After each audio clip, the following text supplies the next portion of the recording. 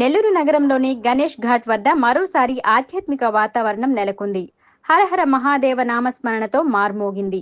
శ్రీ స్వర్ణలింగేశ్వర స్వామి ఆలయ జీర్ణోద్ధరణ మహాకుంభాభిషేక మహోత్సవం అత్యంత వైభవంగా జరిగింది.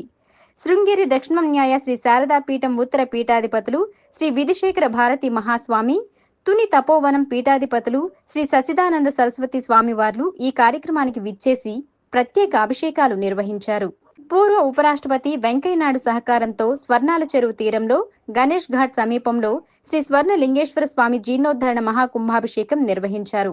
ఈ కార్యక్రమానికి శృంగేరి దక్షిణం న్యాయ శ్రీ శారదాపీఠం ఉత్తర పీఠాధిపతులు శ్రీ విధిశేఖర భారతి మహాస్వామి, తుని తపోవనం పీఠాధిపతులు శ్రీ సచ్చిదానంద సరస్వతి స్వామివార్లు ముఖ్య అతిథులుగా విచ్చేశారు. వారికి వేద పండితులు పూర్ణకుంభం మంగళ మేళాలతో స్వాగతం పలికారు. ఆ ప్రాంగణాన్ని పరిశీలించిన పీఠాధిపతులు స్వర్ణలింగేశ్వరునికి వేదోక్తంగా అభిషేకాలు జరిపారు. పుణ్య నదులలో నుంచి తెచ్చిన పవిత్ర జలాలతో ముక్కంటిని అభిషేకించి ఆ ప్రాంతాన్ని పావనం చేశారు. అనంతరం మహాకుంభాభిషేక మహోత్సవాన్ని శాస్త్రోత్కంగా జరిపారు.